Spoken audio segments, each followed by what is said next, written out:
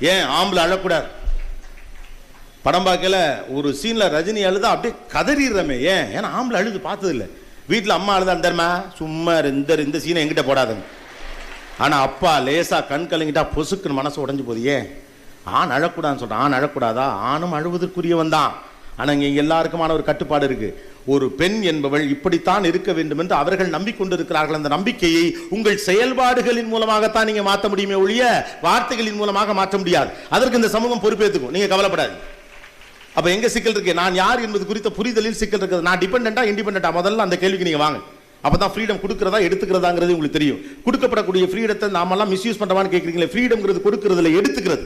Freedom யார் நமக்கு கொடுக்கிறோம்? அடிமையா அடுத்த ஃப்ரீடம் கொடுக்க.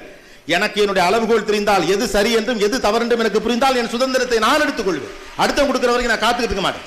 எனக்கு நான் ஒரு சிஸ்டத்தை வச்சிருக்கேன். இது விதிமீறல், இது சரி, இது நெறிக்கு புறம்பானது, இது அநீதி.